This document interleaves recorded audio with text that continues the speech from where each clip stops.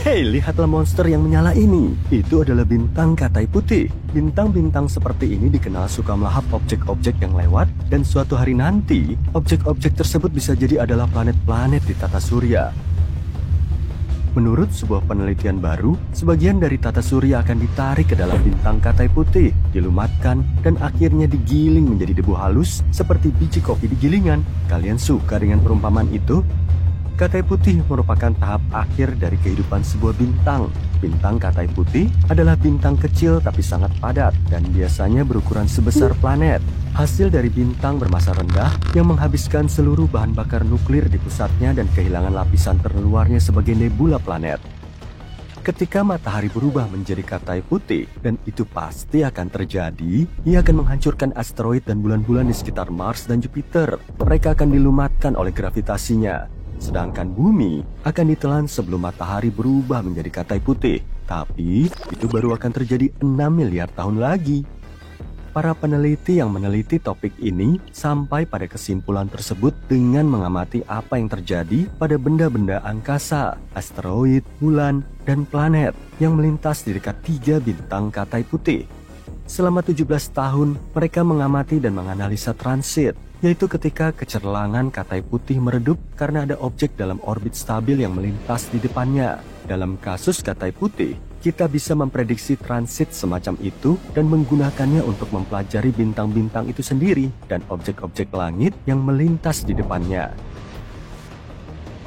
Jadi ketika ada sesuatu yang terlalu dekat dengan bintang Katai Putih, gravitasi bintang yang sangat besar akan mencabik-cabiknya menjadi serpihan-serpihan yang lebih kecil dan lebih kecil lagi.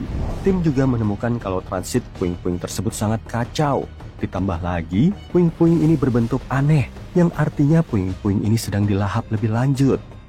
Bintang Katai Putih pertama yang digunakan untuk mempelajari proses transit, si Katai Putih ini tampak stabil dan berperilaku baik selama beberapa tahun terakhir. Sampai akhirnya para ilmuwan menemukan bukti-bukti adanya peristiwa bencana besar yang terjadi sekitar 20 tahun lalu. Bintang berikutnya meredup secara tidak beraturan setiap beberapa bulan sebelum akhirnya menjadi terang kembali. Dan Katai Putih ketiga berperilaku mendekati prediksi teoritis. Bintang ini memiliki transit yang bervariasi dalam hal jumlah, bentuk, dan kedalaman. Tapi, studi terbaru menunjukkan kalau transit tersebut sekarang sudah tidak ada lagi. Hal ini mengindikasikan sifat transit yang tidak dapat diprediksi. 1 menit kamu melihatnya, menit berikutnya transit itu hilang. Alasannya mungkin karena lingkungan yang kacau di mana mereka berada. Sedangkan untuk tata surya kita sendiri, dan khususnya planet kita, nasibnya terlihat cukup menyedihkan.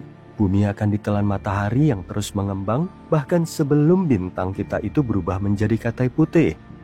Sementara itu di bagian tata surya lainnya yang berada lebih jauh dari matahari, beberapa asteroid di antara Mars dan Jupiter serta beberapa bulan Jupiter akan hancur.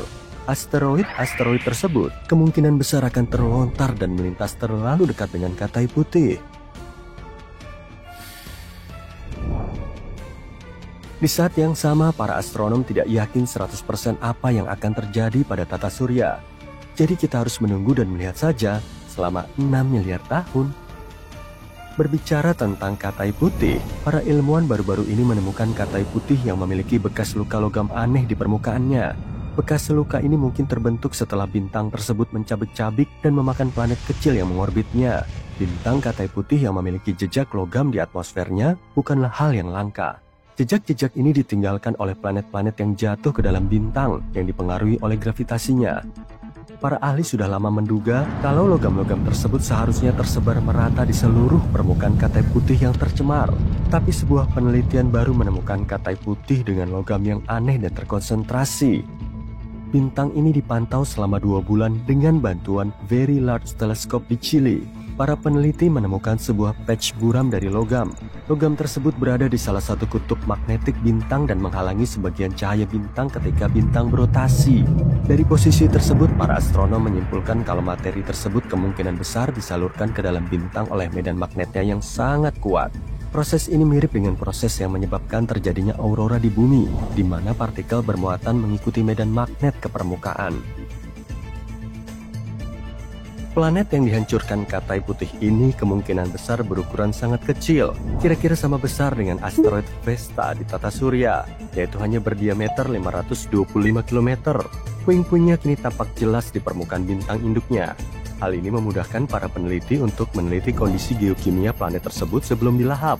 Penelitian semacam ini bisa jadi salah satu cara terbaik untuk mengamati planet-planet kecil di luar tata surya, meskipun planet semacam itu sudah menemui ajalnya. Mungkin masih banyak lagi bintang yang terluka seperti bintang yang satu ini. Bintang yang dimaksud itu adalah yang pertama, tapi mungkin bukan yang terakhir. Yang lebih baik lagi, para astronom telah menemukan 2 bintang Katai Putih yang tampaknya memiliki bekas luka yang sama. Dengan melakukan pengamatan berulang-ulang pada bintang-bintang semacam itu, kita bisa menggali lebih banyak lagi rahasia dan melakukan lebih banyak penemuan. Katai Putih aneh lainnya yang ditemukan belum lama ini tampaknya berhenti mendingin akibat pembentukan kristal internal. Penemuan ini menantang teori-teori penuaan bintang yang sudah ada dan juga mempertanyakan metode estimasi usia bintang. Tapi para ilmuwan mungkin sudah mengerti kenapa hal itu bisa terjadi. Bintang Katai Putih diyakini sebagai bintang mati. Bintang-bintang ini terus mengalami pendinginan seiring waktu, dan biasanya proses ini tidak bisa dibalik atau dihentikan. Tapi pada tahun 2019, satelit Gaia milik Badan Antariksa Eropa menemukan sejumlah bintang Katai Putih yang sudah berhenti mendingin selama lebih dari 8 miliar tahun. Ini bisa berarti kalau sebagian bintang Katai Putih bisa menghasilkan banyak energi ekstra yang bertentangan dengan teori klasik bintang mati. Awalnya, para astronom tidak tahu bagaimana hal itu bisa terjadi. Pada akhirnya, lebih dari 97% bintang di galaksi Bima Sakti berubah menjadi Katai Putih. Para astronom sudah lama menduga kalau bintang-bintang seperti itu sudah berada di akhir hidupnya. Setelah kehabisan sumber energi nuklir, bintang-bintang tersebut berhenti memproduksi panas dan mendingin. Akhirnya, plasma padat di bagian dalamnya membeku menjadi solid dan bintang pun memadat dari dalam keluar. Keseluruhan proses ini bisa memakan waktu miliaran tahun. Namun penelitian baru mengklaim bahwa pada beberapa Katai Putih, plasma padat ini tidak membeku begitu saja. Sebaliknya, kristal-kristal padat yang terbentuk saat membeku menjadi lebih tidak padat daripada cairan dan mulai melayang ke atas. Kristal-kristal itu menggeser cairan yang lebih berat ke bawah. Pergerakan materi yang lebih berat ke arah pusat Katai Putih melepaskan energi gravitasi. Energi ini cukup untuk mengganggu proses pendinginan bintang dan menghentikannya selama miliaran tahun. Penjelasan ini sebenarnya cocok dengan semua sifat populasi Katai Putih yang tidak biasa. Tapi ini adalah pertama kalinya mekanisme transportasi seperti itu terlihat di bintang jenis apapun. Dan ini merupakan fenomena astrofisika yang sangat menarik. Tapi kenapa mekanisme ini bisa terjadi di beberapa bintang tapi tidak di bintang lainnya? Kemungkinan besar hal itu tergantung pada komposisi bintang. Sebagian bintang Katai Putih terbentuk dari penggabungan 2 bintang yang berbeda. Ketika kedua bintang itu bertabrakan dan membentuk Katai Putih, komposisi bintang akan berubah dan memungkinkan terbentuknya kristal-kristal yang melayang-layang. Penemuan ini mungkin saja berarti para astronom harus mengkaji ulang cara-cara yang selama ini digunakan untuk menentukan usia bintang. Saat ini, Katai Putih sering digunakan sebagai indikator usia bintang. Semakin dingin sebuah Katai Putih, semakin tua usianya. Tapi sekarang kita sudah tahu tentang kemungkinan penundaan dalam proses pendinginan beberapa bintang Katai. Hal ini membuat metode penentuan usia yang populer menjadi tidak bisa diandalkan. Beberapa bintang dengan temperatur tertentu mungkin lebih tua miliaran tahun dari yang kita duga sebelumnya. Mekanisme transportasi di dalam Katai Putih yang baru saja ditemukan menunjukkan kalau sebagian bintang-bintang tersebut bisa bersinar seterang normal selama miliaran tahun. Hal ini memperumit penanggalan usia dan penggunaan Katai Putih untuk merekonstruksi pembentukan galaksi kita. Hei, tetap di sini ya. Bintang Cybulski ditemukan pada tahun 60-an. Sejak saat itu, para astronom tertarik dengan susunan kimianya yang unik. Bintang ini diduga mengandung elemen ultralangka, bahkan nyaris mustahil. Dengan menggunakan peralatan khusus di teleskop European Southern Observatory di Chili, para peneliti membaca medan magnet bintang tersebut. Mereka menemukan periode rotasi bintang, yaitu waktu yang dibutuhkan untuk menyelesaikan satu kali putaran pada sumbunya, berlangsung selama hampir 200 tahun dan itu sangat lambat. Tentu saja ada objek yang lebih aneh lagi yang disebut bintang F. Bintang-bintang ini merupakan kategori bintang yang secara kimiawi menarik karena berotasi sangat lambat dan satu kali rotasi membutuhkan waktu 1000 tahun. Yang membuat bintang-bintang ini lebih aneh lagi adalah berbagai macam unsur kimia yang dideteksi para astronom ketika menganalisis spektrum bintangnya. Tapi, jika kita mengamati bintang Cybulski, kita akan melihat kalau bintang ini mirip sekaligus berbeda dengan bintang-bintang F lainnya. Bintang ini mengandung besi dan nikel dalam jumlah yang sangat rendah, matahari kita 10 kali lebih banyak, dan unsur-unsur langka dan berat dalam jumlah yang sangat tinggi. Unsur-unsur tersebut antara lain strontium, kalsium, dan neodymium, serta setidaknya 2 unsur yang belum ditemukan. Unsur-unsur tersebut tidak akan terbentuk melalui proses alamiah yang kita pahami saat ini. Ada hipotesis yang menyatakan bahwa keberadaan elemen berat seperti itu bisa jadi disebabkan oleh pasangan bintang yang tidak terlihat seperti bintang neutron. Beberapa orang bahkan mengatakan susunan kimiawi yang luar biasa seperti itu bisa jadi merupakan tanda dari teknologi alien.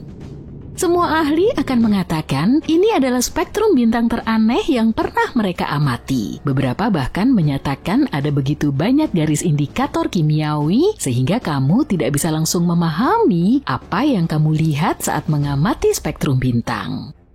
Bintang Cybulski juga mengandung unsur radioaktif tingkat tinggi yang membutuhkan waktu beberapa ribu tahun untuk meluruh. Disinilah letak misteri lainnya, mereka seharusnya sudah lama menghilang dari bintang. Bagaimanapun juga, bintang ini sudah berusia hampir 1,5 miliar tahun, para ilmuwan belum berhasil menemukan alasan keberadaan elemen-elemen ini. Mungkin ini merupakan kombinasi dari sifat-sifat langka sang bintang. Bintang ini berputar sangat lambat, panas, dan memiliki medan magnet yang kuat. Hal ini bisa menarik atom-atom yang biasanya bercampur di dalam bintang ke permukaan.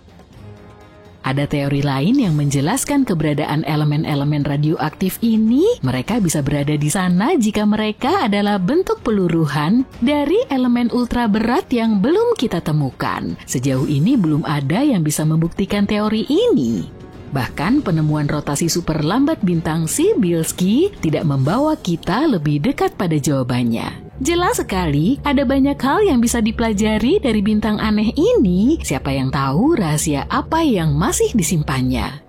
Bintang lain yang tak kalah misteriusnya disebut bintang Tebi. Bintang ini merupakan bola mirip matahari yang berjarak sekitar 1.500 tahun cahaya dari bumi dan berada di rasi Sinus si Angsa. Tidak seperti matahari, bintang ini meredup secara acak sebanyak 5-22% dan itu berlangsung berhari-hari. Penyebabnya bisa jadi karena ada planet raksasa yang melintas di depan bintang tersebut. Tapi gerhana yang terjadi akan lebih teratur dan tidak acak, dan jika itu adalah planet seukuran Jupiter, planet tersebut akan menghalangi sekitar 1% cahaya bintang sehingga menjadikannya unik dan tidak seperti planet-planet lain yang kita kenal.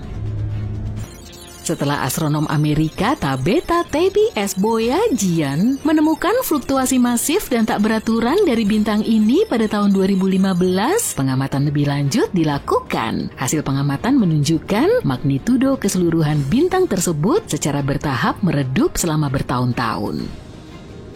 Beberapa teori yang mencoba menjelaskan fenomena ini cukup bisa dipercaya. Sebagai contoh, beberapa ilmuwan berpikir perubahan kecerahan ini merupakan hal yang intrinsik pada bintang. Perubahan itu bisa disebabkan oleh daya tariknya atau perubahan aliran panas di bagian dalamnya. Ada juga yang lebih berani, yaitu aktivitas dari peradaban luar angkasa. Salah satu teori yang paling masuk akal adalah peredupan disebabkan oleh bongkahan Orphean exomoon. Bongkahan tersebut bisa jadi ditarik menjauh dari planet induknya akibat interaksi gravitasi dengan bintang Tebi. Ketika bulan mendekati bintang, ia meledak dan melontarkan awan debu ke orbit bintang. Bongkahan-bongkahan batu dan debu yang tak terhitung jumlahnya itu kini bergerak di antara bintang Tebi dan bumi dalam bentuk awan raksasa yang bergumpal-gumpal. Hal ini bisa menjelaskan mengapa kita bisa melihat variasi kecerahan yang tidak beraturan. Biasanya ketika para astronom melihat struktur lengan spiral, yang dilihatnya adalah sebuah galaksi, tapi tidak dalam kasus ini. SAO 206462 yang berada pada jarak 460 tahun cahaya dari bumi merupakan bintang muda. Bintang ini dikelilingi oleh piringan gas dan lengan-lengan spiral yang jelas. Bintang aneh ini ditemukan saat pencarian eksoplanet dengan bantuan teleskop Subaru yang berada di Hawaii. Alih-alih menemukan planet yang sudah terbentuk di sekeliling bintang muda, para astronom justru menemukan planet yang masih dalam pembentukan. Planet-planet bayi ini tumbuh dari piringan gas dan debu di sekeliling bintang. Piringan ini membentang hingga sekitar 80 satuan astronomi atau 2 kali orbit Pluto. Setidaknya ada 2 planet yang meregangkan piringan menjadi bentuk spiral yang sangat tidak biasa. Planet yang berbeda bertanggung jawab atas masing-masing lengan. Di galaksi tempat tinggal kita, ada sebuah bintang raksasa yang merupakan mesin angin bintang. Saat ini monster itu sedang menunggu waktu untuk meledak dan mengirimkan gelombang radiasi dan gas panas ke arah bumi. Semua itu karena bintang ini adalah bintang Wolf-Rayet, bintang yang berada di titik genting sebelum menjadi supernova. Intinya sudah tidak memiliki helium lagi untuk dibakar. Sebagai gantinya, bintang ini dipaksa untuk mengaduk-ngaduk elemen yang jauh lebih berat, misalnya oksigen. Sayangnya proses ini mengganggu keseimbangan antara gravitasi dan fusi yang menyebabkan bintang kehilangan lapisan-lapisannya. Ketika oksigen akhirnya habis, bintang akan mengalami supernova, tapi kali ini akan berbeda. Masalahnya WR104 merupakan setengah dari pasangan bintang ganda, yang artinya 2 bintang saling memberi makan satu sama lain, memutar angin bintang, dan proses ini akan berlangsung sampai keduanya mulai melaju sangat cepat. Apakah potensi ledakan akan membahayakan bumi? Di satu sisi, jarak kita cukup jauh sehingga supernova yang terarah pun tidak akan merusak planet kita. Di sisi lain, ada ancaman ledakan sinar gamma yang sangat berbahaya. Beruntung bagi kita, dibutuhkan rangkaian peristiwa yang sangat spesifik dan tidak mungkin bagi Wolf-Rayet untuk menghasilkan semburan sinar gamma. Kalaupun terjadi, bintang itu mungkin berada cukup jauh sehingga bahayanya tidak akan sampai ke bumi. Tapi para astronom tetap mengamati bintang itu untuk berjaga-jaga. Bintang yang berada di rasi Centaurus ini menyimpan rahasia yang tidak banyak diketahui orang. Sekilas bintang ini tampak seperti katai putih yang redup, tapi setelah para astronom menganalisanya, bintang ini ternyata sangat padat. Ambil massa matahari, jejalkan ke dalam sesuatu yang hanya sepertiga diameter bumi. Keajaiban luar angkasa ini juga cukup dingin. Suhu intinya hanya 6.600 derajat Celcius. Sebagai perbandingan, temperatur inti matahari mencapai 15 juta derajat Celcius. Pada temperatur yang sangat rendah, bintang mulai bergetar, kemudian para ilmuwan bisa menggunakan getaran ini untuk mengintip ke dalam bintang. Dalam kasus bintang yang dimaksud, yang kemudian diberi nama Lucy, mereka menemukan inti karbonnya telah mengkristal. Dengan kata lain, inti karbon tersebut membentuk berlian raksasa berukuran 10 miliar triliun karat. Sejak penemuan Lucy, beberapa bintang yang mengkristal telah ditemukan, beberapa di antaranya memiliki berlian berbentuk hati sebesar planet kita. Bintang aneh terakhir untuk hari ini bernama Vega. Bintang ini sedang terjepit. Pinggang bintang yang menggembung disebabkan oleh laju rotasi yang sangat tinggi. Vega berotasi setiap 12,5 jam sekali. Rotasi ini mendorong materi di sekeliling ekuatornya ke arah luar. Hal ini juga menyebabkan fenomena yang dikenal sebagai penggelapan gravitasi ketika materi bintang yang berada lebih jauh dari pusat bintang mengalami penurunan gravitasi yang membuatnya menjadi lebih dingin dan lebih gelap. Jadi ketika Vega menghadap ke arah kutub bumi, bintang ini tampak bulat sempurna, tapi lingkaran gelap di sekeliling bagian tengahnya merupakan tanda yang menandakan bentuk Vega yang lonjong. Kebanyakan titik-titik gemerlap di langit malam tampak tak terjangkau, tapi ada bintang yang begitu besar dan dekat sampai-sampai kita bisa melihatnya dengan mata telanjang, Betelgeuse. Untuk menemukannya, lihat saja 3 titik besar pertama di Sabuk Orion. Bintang kemerahan di kirinya itu Betelgeuse. Dia salah satu bintang paling terang yang bisa kita lihat dari bumi. Jaraknya cuma 640 tahun cahaya. Dulu, Betelgeuse itu bintang tipe O yang berwarna biru putih, salah satu tipe bintang terpanas yang ada. Panasnya mencapai sekitar 50.000 derajat Celcius, tapi itu dulu banget. Sekarang Betelgeuse sudah menjadi bintang tua dan suhunya mendingin menjadi 3.204 derajat Celcius saja. Bintang biru putih sangat besar dan cahayanya terang luar biasa karena bahan bakar hidrogennya melimpah. Tapi ada harga yang harus dibayar untuk kemegahan ini. Bahan bakarnya habis dengan sangat cepat. Semakin tua, bintang-bintang itu berubah menjadi raksasa merah. Inilah yang terjadi pada Betelgeuse. Bintang ini membakar habis hidrogennya dan mulai membakar helium. Hal ini menyebabkan lapisan luarnya mengembang seperti balon, mengubahnya menjadi bintang super raksasa merah dan menjadikannya salah satu bintang terbesar. Sekarang diameternya sudah lebih dari 1,13 miliar kilometer. Ukurannya 1000 kali lebih besar dari matahari. Jika Betelgeuse menggantikan matahari kita, ia akan menelan Merkurius, Venus, Bumi, Mars, bahkan Jupiter. Dan atmosfernya hampir mencapai Saturnus. Tapi ada yang aneh nih, Betelgeuse berputar jauh lebih cepat dari yang seharusnya untuk bintang sebesar itu. Bintang-bintang besar seperti Betelgeuse biasanya berotasi pelan, tapi tiba-tiba dia berputar dengan kecepatan sekitar 5 km per detik. Berkat teleskop radio yang canggih, permukaan oranye merah Betelgeuse bisa dilihat dengan detail. Dari situlah kita mengetahui kecerahannya seringkali berubah-ubah. Kadang Betelgeuse bersinar sangat terang dan kemudian redup banget. Hal ini terjadi setiap 400 hari sekali. Dan baru-baru ini, sebuah teleskop bernama AMA yang terdiri dari banyak antena yang bekerja sebagai satu instrumen menunjukkan kalau permukaan Betelgeuse tampak bergerak tidak merata. Seolah-olah satu sisi mendekati kita, sementara sisi lainnya menjauh. Tapi semua itu mungkin hanya tipuan cahaya. Betelgeuse nggak semulus matahari. Malah permukaannya sangat nggak rata tuh, seperti kuali yang mendidih. Permukaannya bergejolak dan bergolak dengan sangat dahsyat. Bayangin gumpalan gas panas raksasa yang meletus dari intinya, mencapai permukaan, dan kemudian lenyap kembali ke dalam. Gelembung-gelembung ini bukan cuma lebih besar daripada matahari, tapi juga seluruh orbit bumi mengelilingi matahari. Gelembung-gelembung ini juga naik dan turun dengan sangat cepat, bahkan lebih cepat dari pesawat luar angkasa. Mungkin ini yang mengelabui teleskop kita, jadi ngiranya dia berputar lebih cepat dari aslinya. Beberapa astronom juga menduga kalau Betelgeuse mungkin sudah menelan bintang lain. Dan itu yang membuatnya berputar lebih cepat. Tapi itu semua hanya teori. Keadaan menjadi semakin rumit ketika Betelgeuse meredup sekali lagi, kali ini dengan cara yang tidak terduga. Yang menarik, hal ini ditemukan dengan menggunakan satelit cuaca. Teleskop biasa sulit melihat Betelgeuse dengan jelas karena terhalang atmosfer bumi. Jadi mereka menggunakan satelit yang biasanya mengamati cuaca bumi, tapi juga bisa memotret ruang angkasa.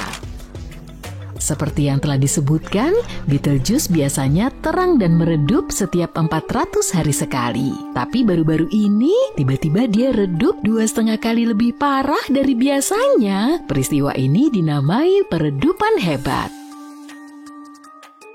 Teori pertama menyatakan bahwa Betelgeuse mendingin dan mengeluarkan sejumlah besar materi, jadilah awan debu raksasa. Awan ini menghalangi pandangan kita ke bintang itu, jadi kelihatannya jauh lebih redup dari biasanya. Para ilmuwan juga mengamati keanehan pada debu tersebut. Perilakunya mulai berubah yang mungkin menjadi indikasi adanya gangguan di bagian dalam bintang. Siklus terang dan redupnya Betelgeuse sekarang menjadi lebih cepat, cuma 200 hari, bukan 400 hari. Dan yang lebih misterius, ketika musim semi tahun 2023, bintang ini mulai bersinar lebih terang dari kecerahan puncaknya yang normal. Kenapa ini menakutkan? Karena Betelgeuse mungkin sedang bersiap untuk melakukan pertunjukan terakhirnya, dan ini nggak bagus untuk bumi. Kita kayaknya sudah diambang supernova nih. Ketika bintang-bintang masif seperti Betelgeuse kehabisan bahan bakar di intinya, mereka mulai membakar elemen lain seperti karbon, oksigen, dan silikon. Nah, ujung-ujungnya inti mereka isinya besi. Ketika momen itu, semuanya berubah. Menambahkan helium ke besi tidak menghasilkan energi seperti reaksi lainnya. Proses ini malah menyedot energi. Hal ini menyebabkan inti bintang runtuh. Terjadilah apa yang disebut supernova collapse inti, sebuah pertunjukan yang spektakuler dan menakjubkan.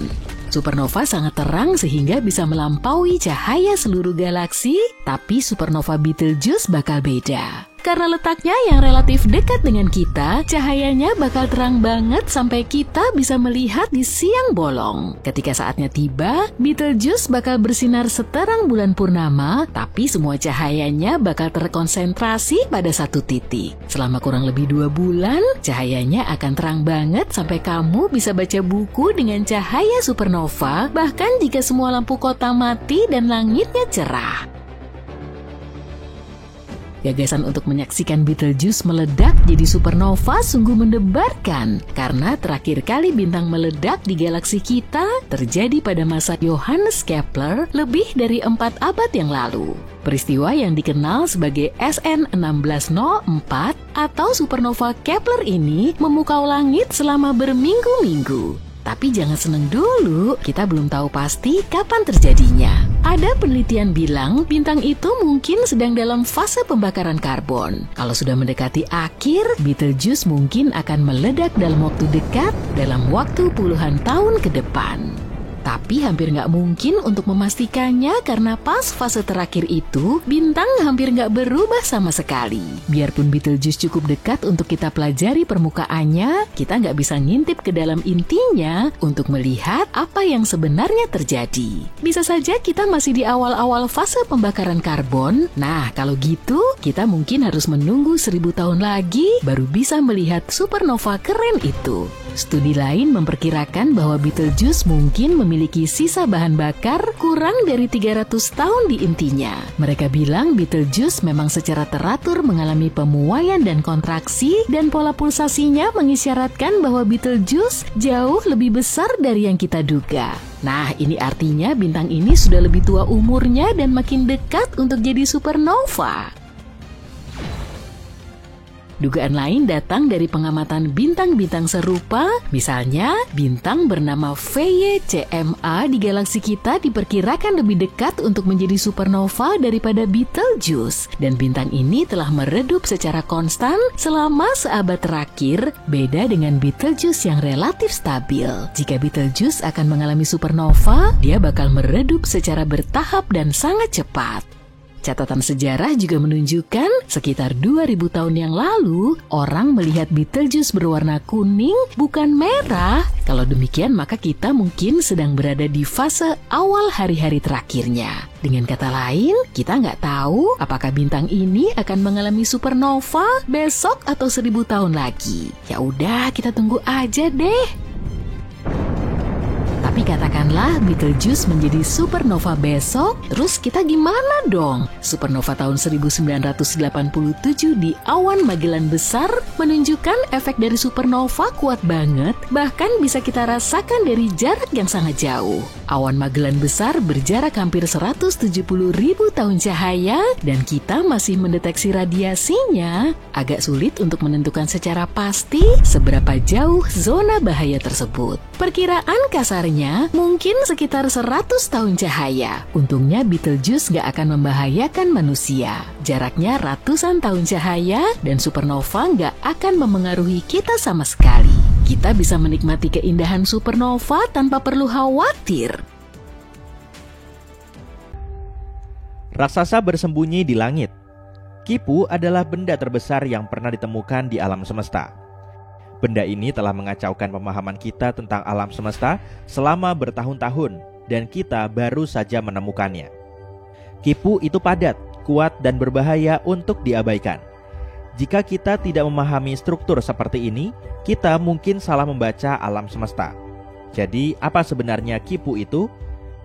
Kipu bukanlah benda padat seperti planet atau bintang, dan ia juga bukan benda tunggal. Ia adalah sebuah superstruktur, pada dasarnya seluruh wilayah alam semesta. Materi yang kusut dan berantakan yang membentang di ruang angkasa yang sangat luas, yang disatukan oleh gravitasi. Kipu terdiri dari jaringan galaksi, gugus galaksi atau kelompok galaksi raksasa, gas dan materi gelap yang sangat besar. Ini seperti jalan raya super, dengan gugus galaksi sebagai kota, filamen sebagai jalan raya, dan materi gelap sebagai infrastruktur tak kasat mata yang menyatukan semuanya. Raksasa ini membentang sepanjang 1,3 miliar tahun cahaya. Itu artinya, jika kamu melakukan perjalanan dengan kecepatan cahaya, kamu masih membutuhkan waktu 1,3 miliar tahun untuk menyeberanginya. Kipu juga memiliki massa 200 kuadriliun massa matahari, meskipun ia hanya menempati 13% dari alam semesta yang bisa diamati. Nama Kipu berasal dari sistem tali yang diikat oleh suku Inka yang digunakan untuk mencatat sesuatu yang disebut kipus. Sistem ini seperti sebuah sistem penulisan. Dalam sistem tersebut, setiap simpul, warna dan lilitan menceritakan sebuah kisah, angka, pajak, hasil panen, dan sebagainya.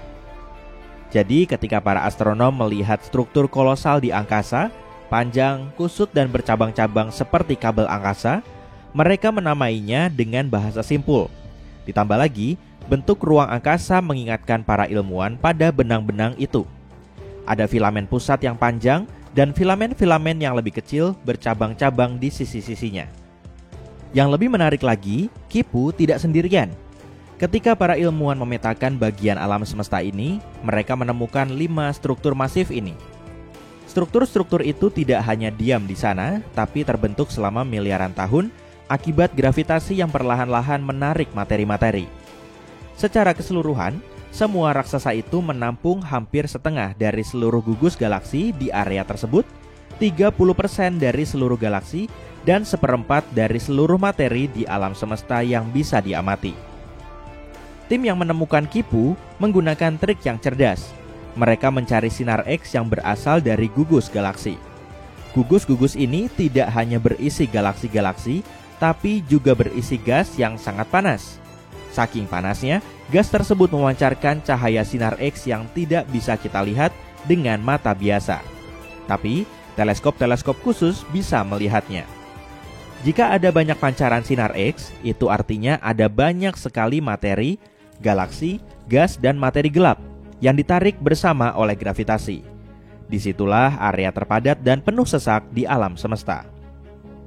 Jadi dengan mengikuti pancaran sinar X, para ilmuwan bisa menggambar peta yang menunjukkan lokasi persembunyian struktur kosmik tersebut seperti Kipu.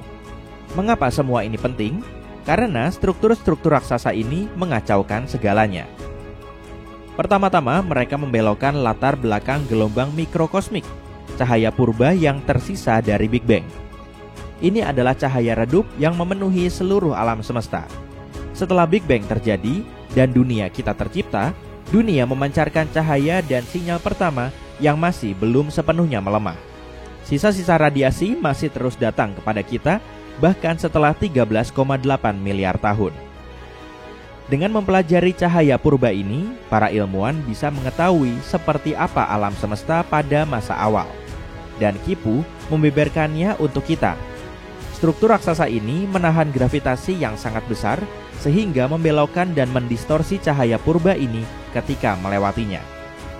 Itulah yang disebut efek Sackwolf terintegrasi.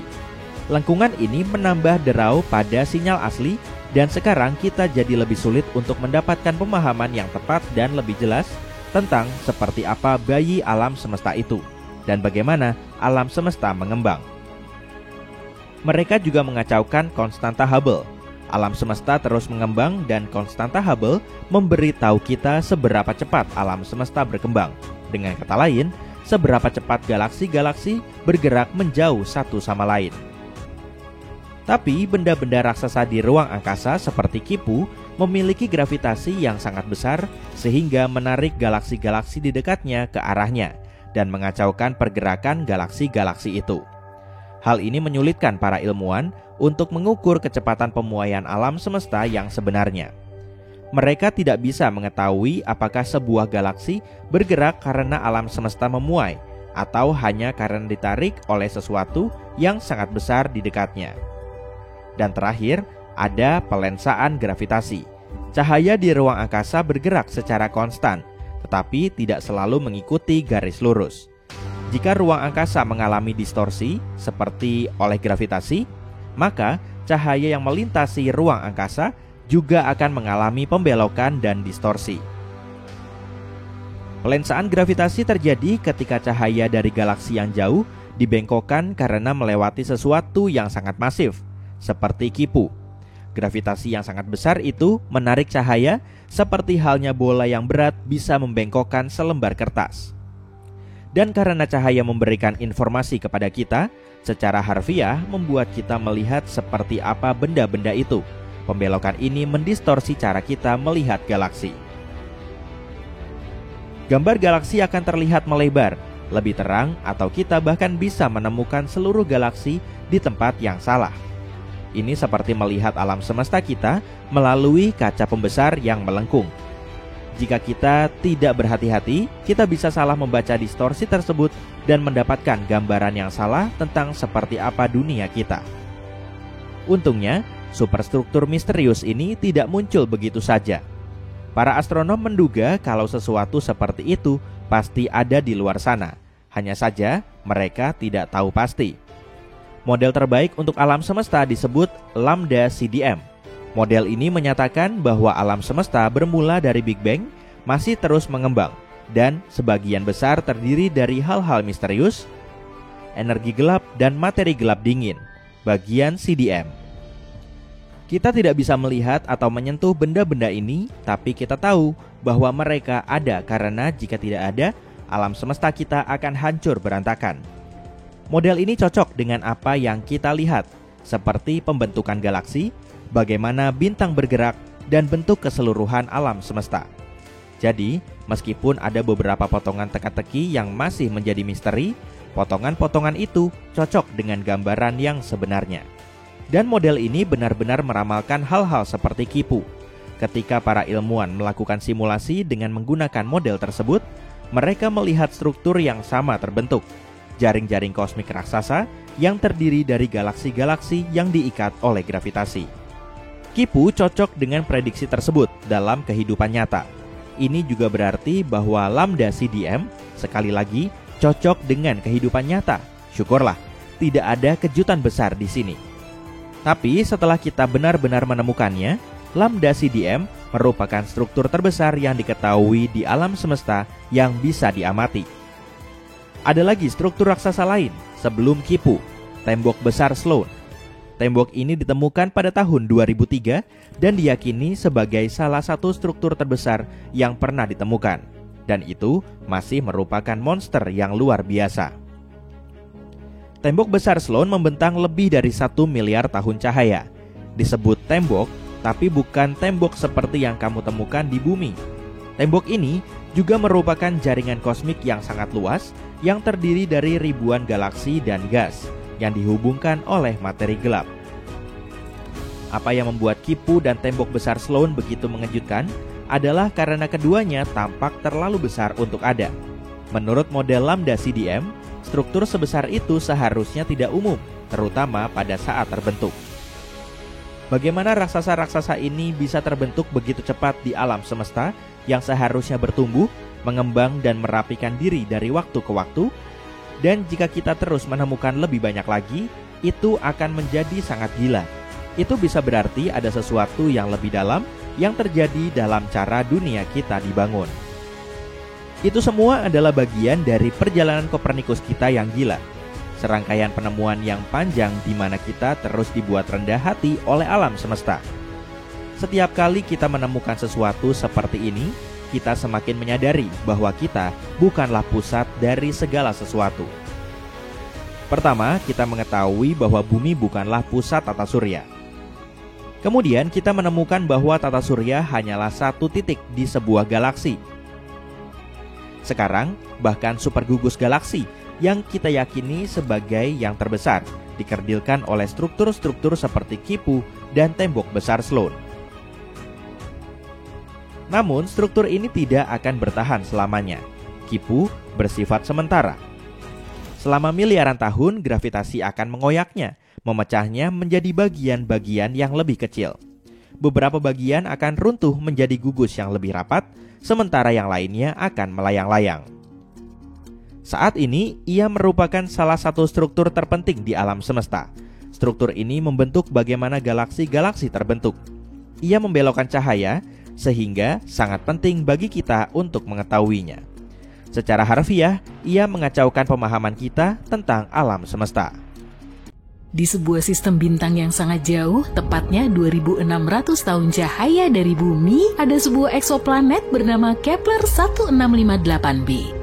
Planet ini merupakan planet gas raksasa yang mirip dengan Jupiter. Yang membedakannya dengan Jupiter adalah planet malang ini sudah ditakdirkan untuk hancur. Planet ini sedang berputar mengelilingi bintang induknya yang pada akhirnya akan berakhir dengan tabrakan dahsyat. Tapi yang paling menarik, para astronom tidak akan mengetahui fakta ini kalau bukan karena sebuah petunjuk kecil. Petunjuk itu adalah perubahan yang sangat kecil pada orbit planet. Perubahan ini tidak akan disadari jika para astronom tidak membandingkan data yang diterima teleskop-teleskop yang berbeda selama lebih dari 1 dekade. Lebih tepatnya, para ilmuwan telah mengamati ekso Jupiter yang melintas di antara planet kita dan bintang induknya setiap 2 minggu sekali selama 13 tahun terakhir. Dan mereka melihat kalau orbit planet ini semakin lama semakin mengecil. Setiap tahun, Kepler 1658b membutuhkan waktu 131 milidetik lebih sedikit untuk menyelesaikan satu putaran mengelilingi bintang induknya. Jika kecenderungan ini terus berlanjut, planet ini akan bertabrakan dengan bintang induknya dalam waktu 2,5 juta tahun lagi. Bahkan sebelum penemuan ini, model komputer memprediksi kalau beberapa planet akan menemui ajalnya dengan menabrak bintang induknya. Tapi inilah pertama kalinya para astronom mendapatkan bukti nyata akan hal itu dengan mengukur perubahan yang nyaris tidak terlihat pada orbit planet. Sekarang mereka tahu dengan pasti apa yang akan terjadi ketika sebuah planet akan menabrak bintang induknya, meskipun kita tidak akan bisa menyaksikannya. Tapi aku akan menceritakan sedikit tentang planet yang akan hancur itu. Planet ini ditemukan oleh teleskop antariksa Kepler milik NASA yang sudah tidak aktif lagi. Teleskop ini diluncurkan pada tahun 2009 dan misinya adalah menemukan planet yang mengorbit bintang lain alias eksoplanet. Dan eksoplanet pertama yang ditemukan teleskop Kepler adalah planet gas raksasa yang sedang kita bicarakan. Tapi para astronom membutuhkan waktu sekitar 1 dekade untuk memastikan kalau objek tersebut memang sebuah eksoplanet. Dunia ini seperti versi Jupiter yang lebih padat. Coba aja ambil 6 materi setara Jupiter, gulung menjadi bola yang lebarnya 1,1 kali lebih besar, dan begitulah ukurannya. Planet ini terkunci pasang surut pada bintang induknya, yang berarti planet ini membuat satu putaran penuh setiap kali menyelesaikan satu putaran mengelilingi bintang. Akibatnya sisi yang sama dari planet gas raksasa ini selalu menghadap ke arah bintang. Ini sama dengan apa yang terjadi pada bulan. Satelit alami kita ini terkunci pasang surut terhadap bumi, itulah sebabnya kita hanya bisa melihat separuh permukaannya. Nah, apa yang membuat ExoJupiter jatuh ke dalam bintang induknya? Proses yang sama yang mendorong bulan menjauhi bumi. Ketika bulan mengorbit planet atau planet mengorbit bintang, gaya gravitasi keduanya berinteraksi dan saling tarik-menarik. Itulah yang menyebabkan terjadinya pasang surut di bumi. Tarikan ini melepaskan sejumlah energi. Energi ini bisa membuat suatu objek makin cepat atau lambat. Pada kasus pertama, benda angkasa akan bergerak lebih tinggi. Di kasus yang kedua, benda itu akan bergerak lebih rendah. Dan inilah yang terjadi pada raksasa gas, masa bintang induknya 1,5 kali masa matahari. Jadi nggak heran kalau gaya pasang surutnya secara bertahap memperlambat gerakan planet ini, membuatnya jatuh ke dalam. Ini semua terdengar agak tragis, tapi tabrakan yang berpotensi terjadi ini bukanlah hal yang paling aneh yang pernah terjadi di luar angkasa. Yuk kita lihat yang lainnya. Sebagai contoh, Betelgeuse, si raksasa merah di rasi bintang Orion, mulai meredup pada tahun 2019. Hal ini membingungkan para astronom. Pada saat itu bintang tersebut sudah membesar, dan jika bintang ini menggantikan matahari, permukaan luarnya akan menyebar jauh di luar orbit Jupiter. Kemudian Betelgeuse menjadi lebih redup pada musim gugur 2019. Proses ini terus berlanjut sampai bulan Februari 2020.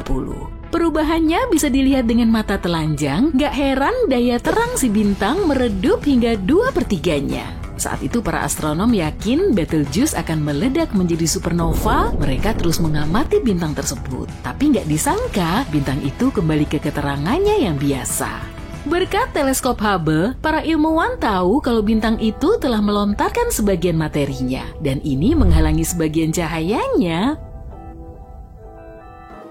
Bagaimana dengan eksoplanet permen kapas? Ini adalah planet-planet khusus di luar tata surya. Planet-planet ini juga disebut super puff, massa jenisnya rendah sekali, makanya planet-planet tersebut tampak ringan dan mengembang. Tapi meskipun tampak seperti camilan di taman hiburan, planet-planet seperti itu sangatlah besar. Kalau dipikir-pikir, para ilmuwan sering menemukan hal-hal aneh di luar angkasa. Beberapa di antaranya tampak seperti gumpalan kabur, tapi ada satu jenis gumpalan yang tidak tampak seperti benda angkasa lainnya. Lingkaran radio ganjil hanya bisa dilihat dengan teleskop radio. Gumpalan-gumpalan itu bisa jadi merupakan sisa-sisa supernova, tapi ada juga astronom yang berpendapat kalau gumpalan itu merupakan lubang cacing. Lubang cacing adalah terowongan hipotesis antara dua titik yang sangat jauh di ruang angkasa.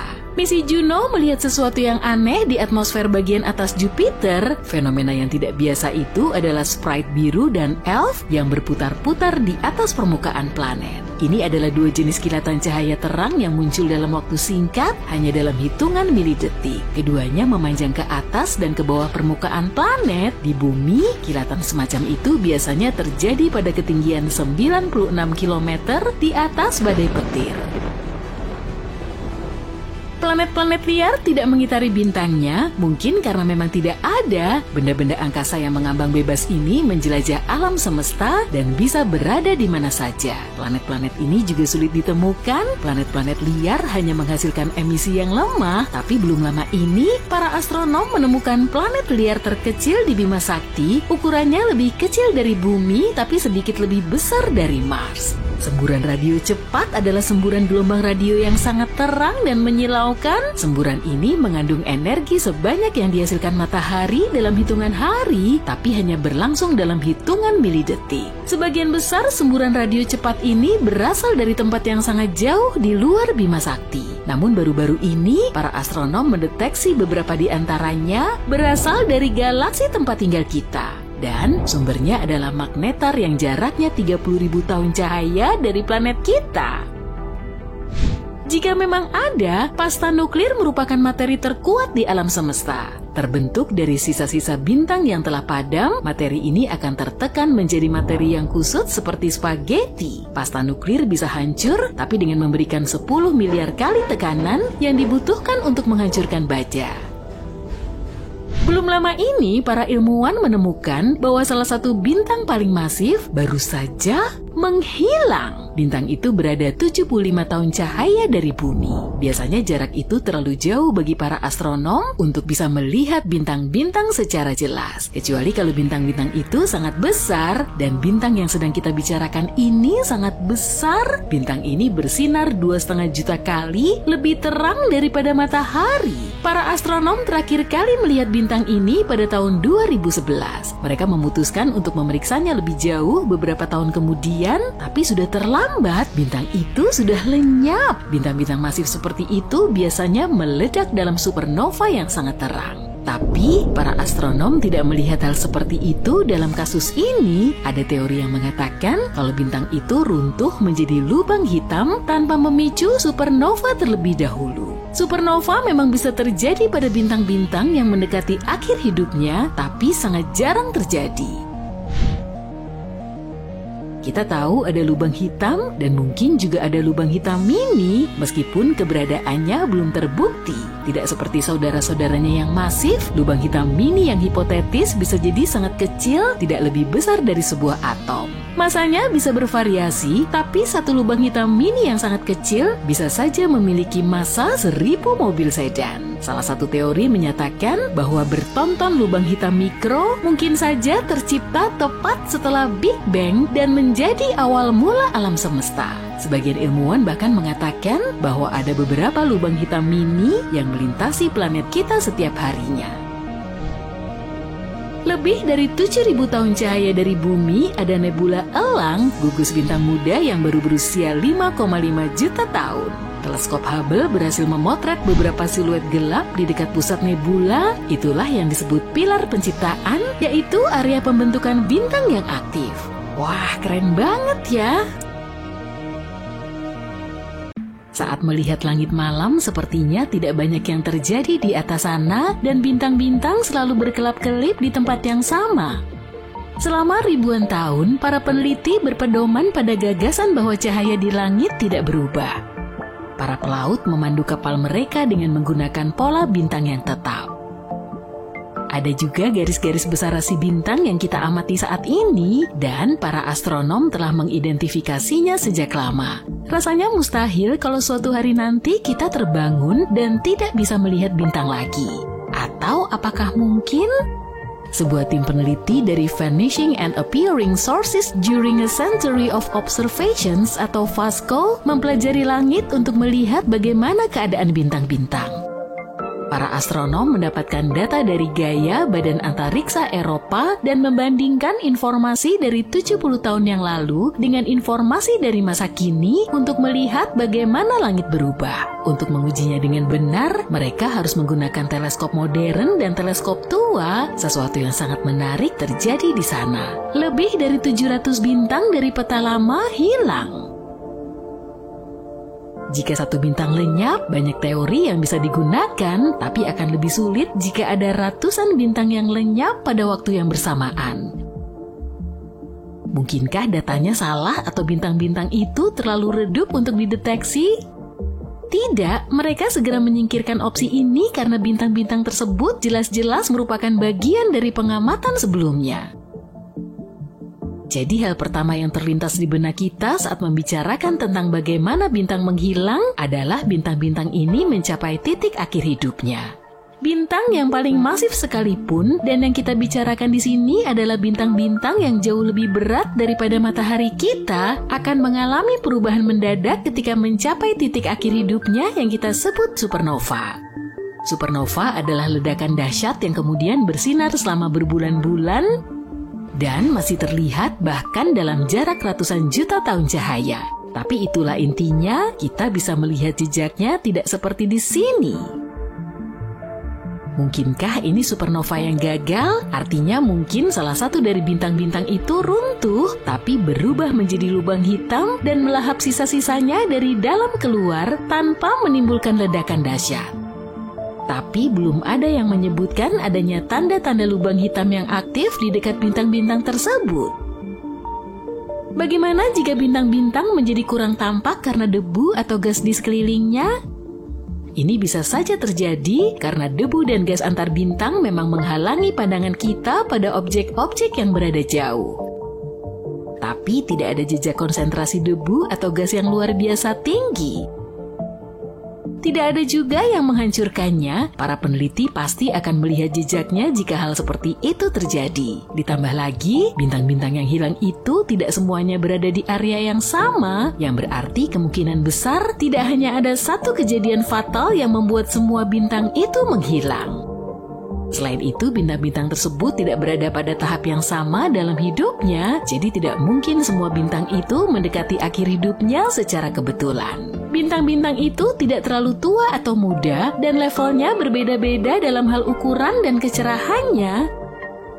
Pada saat-saat tertentu, bintang-bintang ini bahkan tampak tidak lenyap karena suatu peristiwa alam. Mungkin sesuatu yang berhubungan dengan peradaban lain, yang mungkin ada di suatu tempat di luar angkasa. Mungkin itulah salah satu cara untuk mencarinya. Kita bisa saja menemukan peradaban rahasia dari planet lain jika kita mengamati dengan cermat perilaku bintang-bintang, terutama yang tidak bisa kita jelaskan.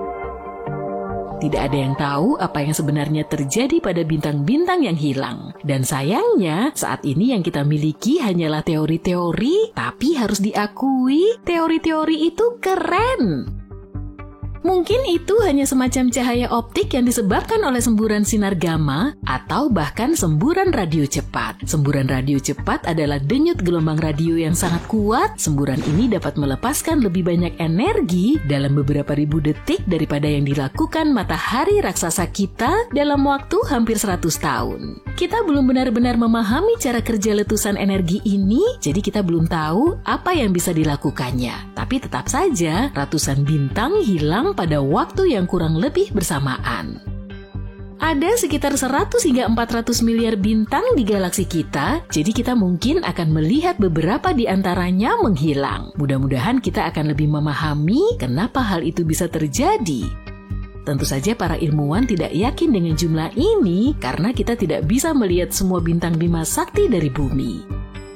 Ada yang terlalu redup, ada yang terlalu jauh, atau bahkan tersembunyi oleh debu dan gas. Tapi mereka mengasumsikan jumlah tersebut berdasarkan ukuran, bentuk, dan kemungkinan massa Bima Sakti. Dari miliaran bintang, ada sekitar 9.000 bintang yang bisa kita lihat dengan mata telanjang. Kalau kamu ingin melihat lebih banyak lagi, kamu butuh teleskop yang bagus yang akan memperlihatkan bintang-bintang lebih redup yang tidak bisa dilihat oleh mata kita. Banyak bintang yang kita lihat di langit malam mungkin sudah tidak hidup lagi. Bintang adalah bola gas raksasa yang menghasilkan cahaya dan panas melalui peleburan nuklir di dalam intinya. Tapi bintang juga memiliki umur yang terbatas dan pada akhirnya bintang akan kehabisan bahan bakar dan berhenti bersinar. Ketika sebuah bintang mati, dia akan menjadi katai putih, bintang neutron atau lubang hitam, tergantung ukurannya. Para ilmuwan menemukan bahwa sebagian bintang yang kita lihat di langit malam sudah terlalu tua untuk bisa bersinar. Artinya, bintang-bintang itu mungkin sudah memudar, tapi kita masih bisa melihat cahayanya karena butuh waktu yang lama untuk sampai ke kita. Sebenarnya kita mungkin sedang melihat masa lalu ketika kita menatap bintang-bintang. Perhatikan semua bintang yang bisa kamu lihat dengan mata telanjang. Bintang-bintang itu berada pada jarak 4.000 tahun cahaya dari kita. Artinya yang kita lihat adalah bintang-bintang yang muncul 4.000 tahun yang lalu.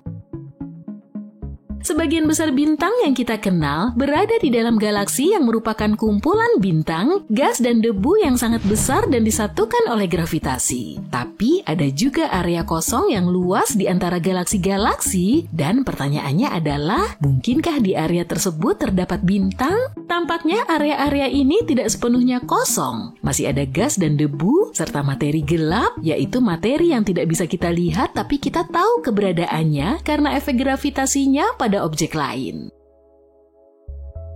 Para ilmuwan bahkan telah menemukan beberapa bintang yang terisolasi di area ruang angkasa ini. Bintang-bintang itu tidak terbentuk di sana, melainkan ada di sana secara tidak sengaja, yang berarti bintang itu mungkin terlontar dari galaksinya karena gaya gravitasi atau tabrakan dengan objek lain. Mungkin ada lebih banyak bintang-bintang seperti ini daripada yang kita sadari, tapi terlalu redup untuk bisa dilihat dari bumi.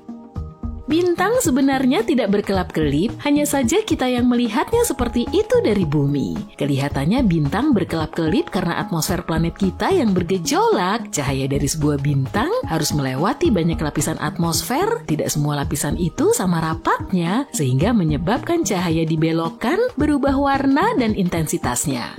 Ada satu bintang bernama Sirius yang terkadang berkelap-kelip, berkilau dan berkedip-kedip, sehingga sebagian orang bahkan cenderung melaporkannya sebagai sesuatu yang berasal dari luar angkasa. Itu karena Sirius sangat terang dan seringkali berada rendah di cakrawala, yang berarti lebih banyak mengalami efek khusus dari atmosfer bumi. Ketika berada di luar angkasa, para astronom dan astronot yang mengamati bintang-bintang dari sana tidak melihatnya berkelap-kelip. Hei, kamu mau dengar sesuatu yang keren?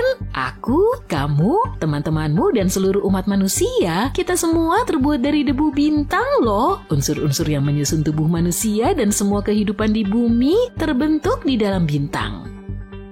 Unsur-unsur penyusun kehidupan seperti karbon, nitrogen, dan oksigen terbentuk di dalam bintang dan akhirnya dilepaskan ke ruang angkasa ketika bintang-bintang itu mati. Unsur-unsur ini kemudian menjadi bagian dari bintang-bintang baru, planet-planet, dan akhirnya kehidupan di bumi.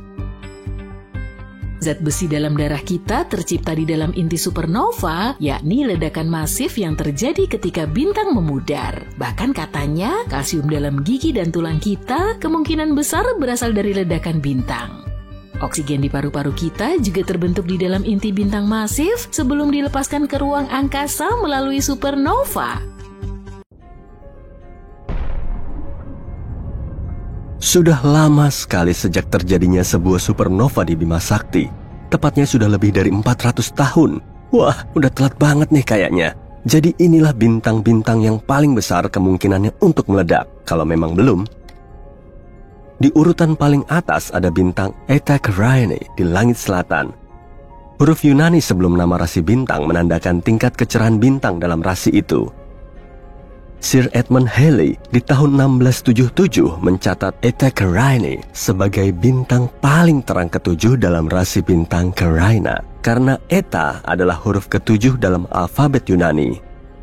Bintang ini mungkin gak kelihatan begitu terang bagi Sir Edmund dan orang-orang pada zamannya di abad ke-17. Tapi penelitian modern tentang Eta Carinae memperkirakan luminositas bintang ini 5 juta kalinya matahari kita. Luminositas adalah teknik yang dipakai para astronom.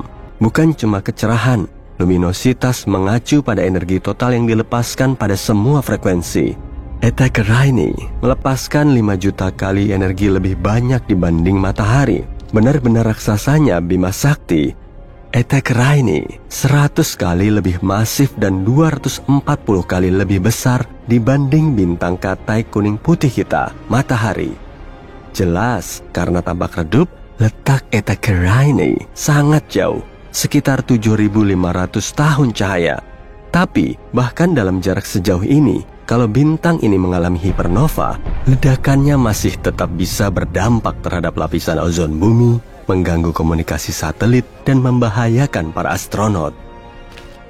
159 tahun setelah pengamatan Halley, Eta Carinae mengalami ledakan mirip nova. Bintang ini meningkat dari bintang yang relatif redup menjadi bintang kedua paling terang yang bisa dilihat dari bumi, tapi cuma dalam periode 27 tahun.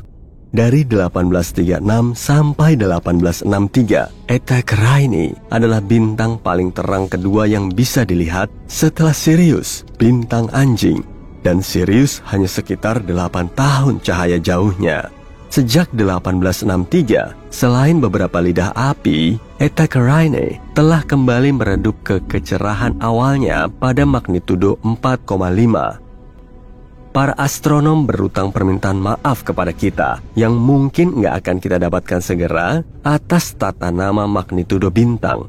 Makin cerah sebuah bintang, planet, ataupun bulan, makin rendah pula magnitudonya. Jadi, bintang-bintang yang lebih terang dari magnitudo pertama memiliki magnitudo 0 atau negatif. Bulan purnama misalnya bermagnitudo negatif 13.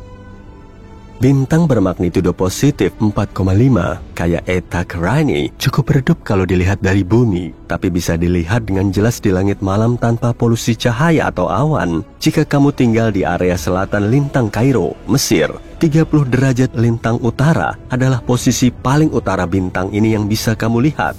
Nah, sekarang ini Eta Carinii kayaknya lagi rencanain sesuatu. Bintang ini jadi terang lagi dan sekarang lebih terang dibanding kapanpun sejak 1864. Ini adalah situasi yang rumit. Sebenarnya, Eta Carinii terdiri dari 2 bintang, Eta Carinii A dan Eta Carinii, yap benar, B. Ada bintang ketiga di dekatnya yang juga berinteraksi dengan dinamika bintang ganda itu. Pasti namanya Eta Carinii C deh.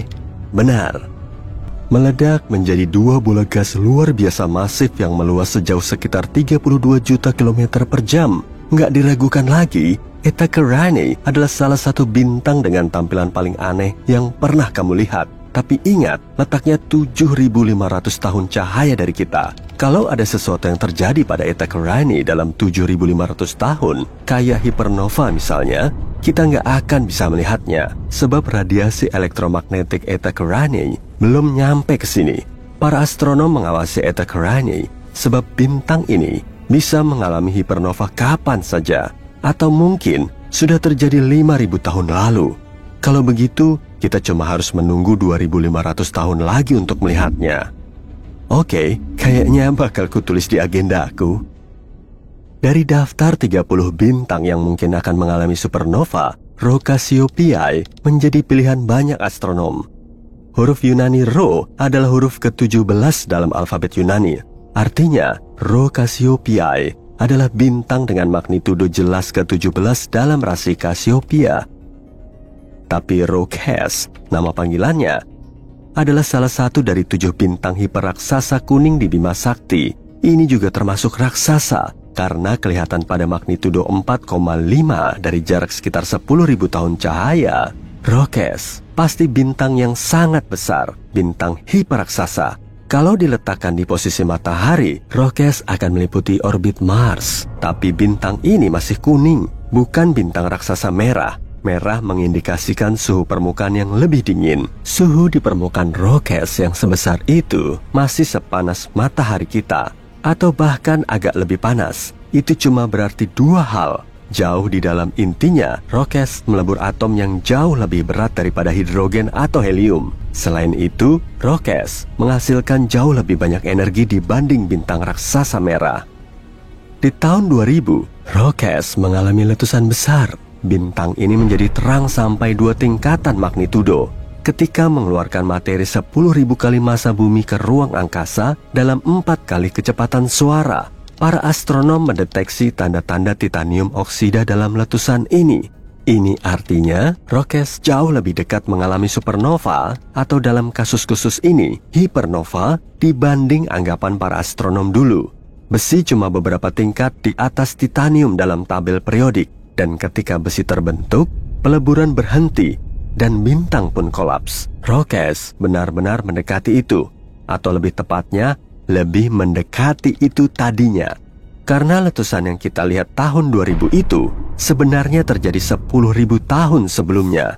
Banyak astronom berpikir Rho Cas telah mengalami hipernova, membentuk lubang hitam, dan bahkan udah nggak ada. Sementara itu, Betelgeuse menarik perhatian semua orang belum lama ini. Bintangnya ya, bukan filmnya. Bintang ini meredup secara dramatis, cuma 37% dari kecerahan biasanya. Apa Betelgeuse sedang bersiap untuk mengalami supernova?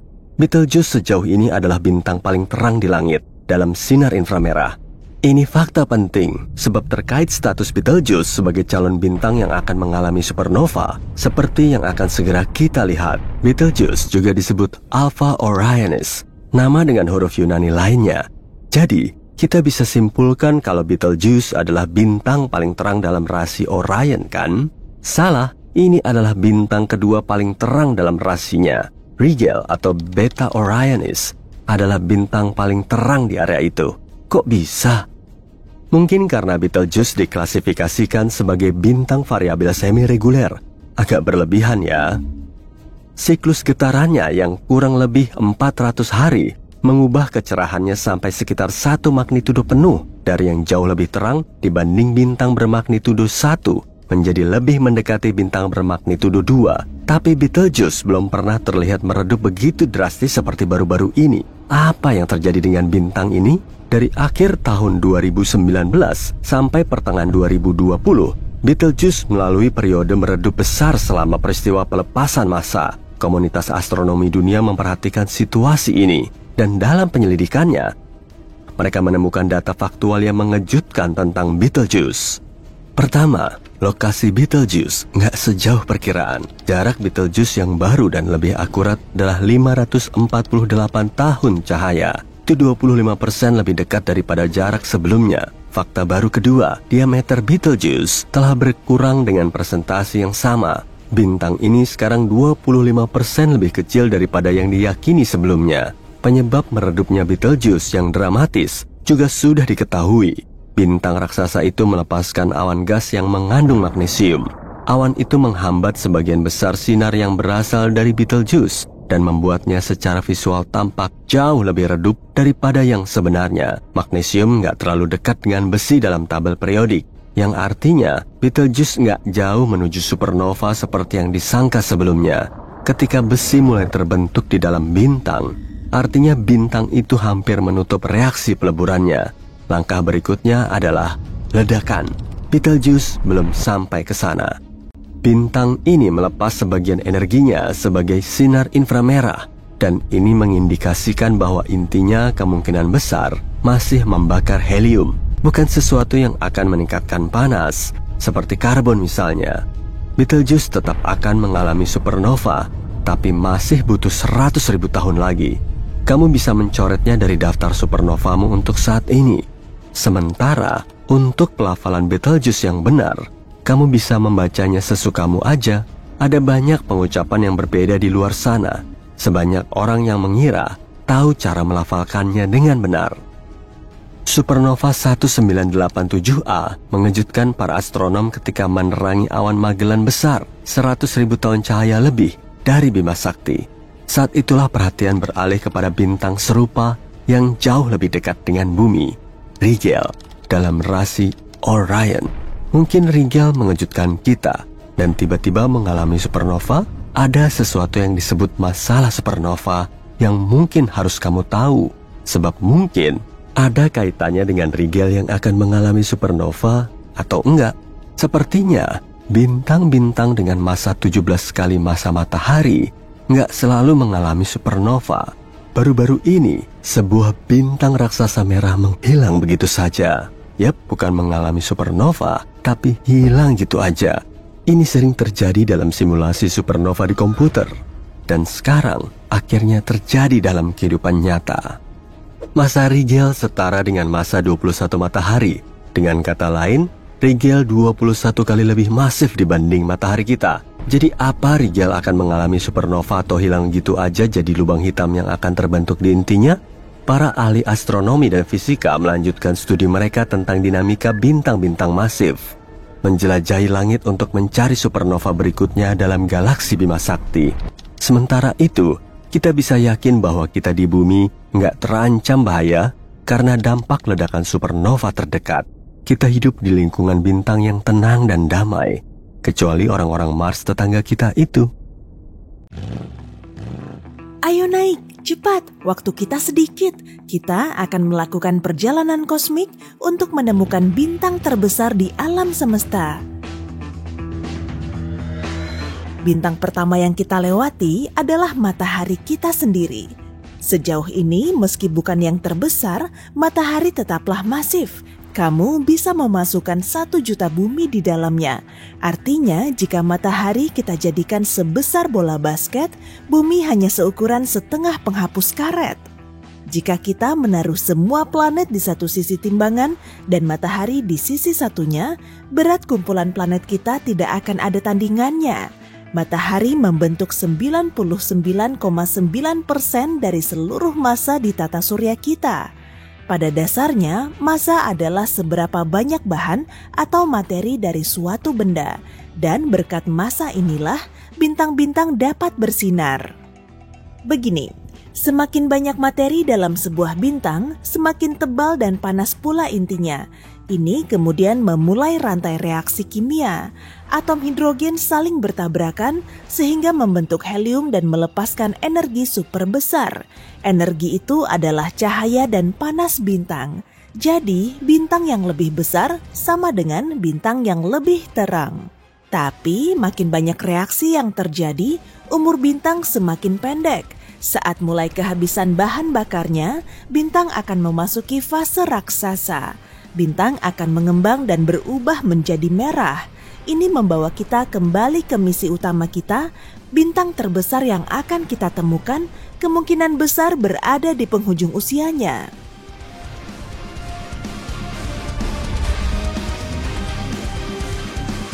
Mesin hipercahaya kita menyala. Kita akan segera tiba di sistem Lumen 16. Di sini kita akan menemukan salah satu bintang terkecil di seluruh alam semesta, Katai Coklat. Kecil yang aku maksud berarti seukuran Jupiter. Tapi ukurannya terbilang kecil untuk bintang. Katai Coklat juga disebut bintang gagal karena tidak memiliki cukup massa untuk memunculkan reaksi kimia yang kusebut tadi. Artinya, mereka tidak seterang bintang lain, tapi sangat padat. Semua materi di dalamnya bertumpuk begitu erat, beratnya mencapai 80 kali berat Jupiter, meski ukurannya sama. Jika menurutmu itu luar biasa, tunggu sampai kamu melihat Katai Putih. Yang satu ini jauh lebih padat, yang ini bernama Sirius B. Ukurannya juga setara Jupiter, tapi beratnya sama dengan matahari. Sirius B memancarkan cahaya putih redup. Setelah kehabisan bahan bakar, Sirius B akan berubah menjadi merah dan mendingin. Sekarang, mari terbang lebih dekat ke tetangganya yang raksasa, Sirius A. Kamu bisa dengan mudah melihat bintang ini dari bumi, bahkan tanpa teleskop. 2 kali lebih berat dan lebih dari 1,5 kali lebih lebar dibanding matahari kita, Sirius A adalah bintang paling terang di langit malam bumi. Sekarang kita terbang 550 tahun cahaya dari bumi ke konstelasi Cassiopeia. Hampir 100 tahun lalu, ledakan kosmik terjadi di sini. Ledakan ini memperluas atmosfer bintang Gamma Cassiopeia dan sejumlah gas terlempar keluar angkasa. Selain itu, Gamma Cassiopeia menjadi bintang paling terang di konstelasi ini. Ukurannya 10 kali lebih lebar dibanding matahari kita. Beralih ke bintang utara yang terkenal. Anehnya, bintang lain pernah memegang julukan ini selama bertahun-tahun, dan lebih banyak bintang lain akan merebut julukan ini di masa depan. Hal ini terjadi karena bintang kutub utara bumi berubah setiap 26.000 tahun. Bayangkan planet kita seperti gasing yang berputar. Kutub utara bumi bergerak dalam lingkaran kecil, menunjuk pada bintang-bintang yang berbeda di bagian utara. Bintang utara saat ini adalah bintang super raksasa yang 37 kali lebih lebar dan 5 kali lebih berat daripada matahari kita. Mudah sekali menemukannya di langit malam, letaknya ada di ujung Ursa Minor. Persiapkan dirimu lagi, kita akan berangkat ke mata badai, pusat galaksi Bima Sakti kita. Untuk melihat bintang selanjutnya, kita perlu beralih ke mode inframerah. Bintang pistol ini bersembunyi dari kita di dalam debu angkasa. Hanya dalam 20 detik, jumlah cahaya yang dipancarkan bintang pistol setara dengan cahaya yang dipancarkan bintang di kampung halaman kita dalam setahun penuh. Ukurannya pun bukan main, 420 kali lebih lebar daripada matahari. Tapi bintang pistol tetap bukan bintang paling terang yang dikenal umat manusia. Gelar bintang paling terang dipegang oleh bintang super raksasa biru di konstelasi Triangulum. Inilah B416. Cahayanya hampir 10 juta kali lebih terang daripada matahari. Tapi ingat, semakin terang sebuah bintang, semakin cepat dia menghabiskan semua bahan bakarnya dan semakin pendek pula umurnya. Dibandingkan Katai merah yang hampir tidak bersinar dan membakar bahan bakar jauh lebih lambat, umur B416 akan ratusan ribu kali lebih pendek. 3.400 tahun cahaya dari bumi, ada salah satu objek langit paling langka di alam semesta. Objek ini adalah bintang hiperaksasa kuning bernama Rho Cassiopeia. Di antara bintang yang tak terhitung jumlahnya di galaksi kita, hanya ada beberapa lusin bintang hiperaksasa. Dan meski bintang ini sangat jauh dari bumi, kamu masih bisa melihatnya di langit tanpa bantuan teleskop. Alasannya, bintang ini 300.000 kali lebih terang daripada matahari kita. Selain itu, roh Cassiopeia juga 900 kali lebih lebar daripada bintang kita. Dan warna kuningnya memberitahu kita bahwa cadangan bahan bakarnya akan bertahan lama. Saat roh Cassiopeia mulai memerah dan mengembang, dia akan menjadi salah satu bintang terbesar di seluruh alam semesta. Sekarang kita bergerak ke konstelasi Orion. Bintang yang terlihat di depan kita, Betelgeuse, adalah salah satu bintang terbesar yang bisa dilihat dengan mata telanjang.